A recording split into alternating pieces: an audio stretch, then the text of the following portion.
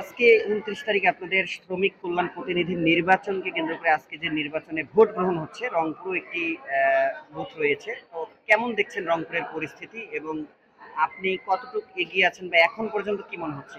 ইনশাল্লাহ আপনারা জানেন রেল প্রশাসনের কর্তৃক আয়োজিত লালমেট বিভাগীয় শ্রমিক প্রতিনিধির আজকের এই যে কল্যাণ ট্রাস্টের নির্বাচন, সেই নির্বাচনে ইতিমধ্যে আমি লালমেট সেন্টার ঘুরে রংপুর সেন্টারে এসেছি। তাতে আমার যেটা মনে হয়েছে, অত্যন্ত উৎসবমুখর পরিবেশে রেলওয়ে কর্মচারীরা এই নির্বাচনে অংশগ্রহণ করে তাদের মূল্যবান ভোট প্রদান করছেন। এবং আমি আমার ব্যক্তিগত অভিমত যেটা, আমি ভালোই দেখলাম আর কি, উৎসবমুখর পরিবেশে সবাই আনন্দ চিত্তে তাদের ভোট প্রদান করতেছেন।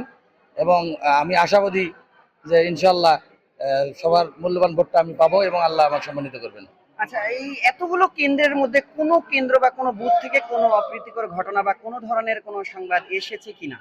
না, এখন পর্যন্ত আমি বিভিন্ন সেন্টারে আমার যারা এজেন্ট আছে বা আমার যারা সমন্বয়কারী আছে তাদের সাথে আমি কথা বলেছি। এখন পর্যন্ত কোনো ধরনের অপ্রীতিকর ঘটনা বা কোনো আমরা তথ্য পাই নাই।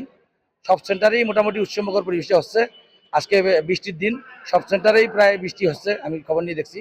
এই বৃষ্টিতে সকলের ছাতার প্রয়োজন, সেজন্য মানুষ উৎসুকভাবে একবারে উৎফুল্লভাবে ছাতা ভোট প্রদান করার জন্য এই ইতিমধ্যেই প্রথম প্রহরে 11টার মধ্যেই আমি যেটা তথ্য নিয়েছি, কিছু কিছু সেন্টারে 50% 60% ভোট অলরেডি কাস্ট হয়ে গেছে। জি, ধন্যবাদ আপনাকে। প্রিয় দর্শক শ্রোতাবৃন্দ, আমরা কথা বলছিলাম শ্রমিক কল্যাণ প্রতিনিধির নির্বাচনে হতে যাওয়া একজন প্রতিনিধির সাথে, জনাব সাইদুর রহমানের সাথে। তিনি ছাতা মার্কায় দাঁড়িয়েছেন শ্রমিক প্রতিনিধি হিসাবে। তিনি বলছেন যে তিনি বেশ কয়েকটি কেন্দ্র সকাল থেকে ভিজিট করেছেন। এই মুহূর্তে তিনি রংপুর রেলওয়ে স্টেশন প্ল্যাটফর্মে থাকা অবস্থায় রেল নিউজের মুখোমুখি হন এবং তিনি বলেন যে সকাল থেকেই রেলওয়ের ব্যবস্থাপনায় যে নির্বাচনটি হচ্ছে সেটি অত্যন্ত সুষ্ঠু, নিরপেক্ষ এবং এখন পর্যন্ত কোনো ধরনের কোনো অপ্রীতিকর ঘটনা চোখে পড়েনি।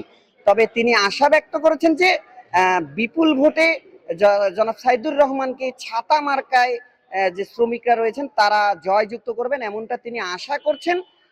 সে সাথে তিনি সকাল থেকে বিভিন্ন কেন্দ্র ঘুরে দেখছেন। রংপুর স্টেশনও তিনি এই মুহূর্তে ঘুরে এবং অন্যান্য কেন্দ্রের দিকে যাচ্ছেন। এই ছিল রংপুর রেলওয়ে স্টেশন থেকে শ্রমিক কল্যাণ ফোরামের যে নির্বাচনটি ছিল সেই নির্বাচন থেকে সর্বশেষ পরিস্থিতি।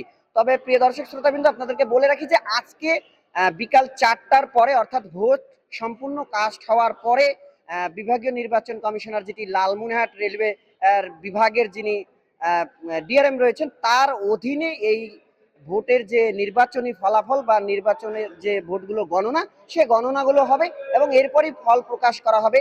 আসলে কারা বিজয়ী হয়েছে, কারা জিতেছে, কারা হয়েছে লালমনিরহাটের শ্রমিক প্রতিনিধি। আপনাদেরকে যদি আরেকটু বলে রাখি প্রিয় দর্শক শ্রোতাবৃন্দ, বিগত 23 বছরে শ্রমিক কল্যাণ প্রতিনিধি নির্বাচন হয়নি বা এই ধরনের কোনো তথ্য আমরা খুঁজে পাইনি। এবং কারা ছিল শ্রমিক প্রতিনিধি, কল্যাণ ট্রাস্ট কাদের মাধ্যমে পরিচালিত হতো, কিভাবে হতো, এই ধরনের সবকিছুই ছিল ধোঁয়াশার মধ্যে।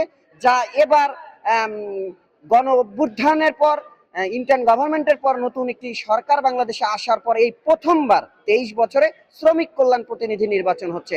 আর সেই নির্বাচনকে কেন্দ্র করে কিন্তু শ্রমিকদের মধ্যে, রেলওয়ে স্টাফদের মধ্যে বিপুল পরিমাণে কৌতূহল রয়েছে। আজকে ইতিমধ্যে এখন পর্যন্ত রংপুর রেলওয়ে স্টেশনের যে বুথ রয়েছে, ভোটার যে কেন্দ্র রয়েছে, সেখানে 66% এখন পর্যন্ত ভোট কাস্ট করা হয়েছে আমরা জানতে পেরেছি। পরবর্তী আপডেট আমরা পেলে আপনাদেরকে অবশ্যই সাথে সাথে জানিয়ে দেওয়া হবে। এই ছিল সর্বশেষ পরিস্থিতি রংপুর স্টেশন থেকে।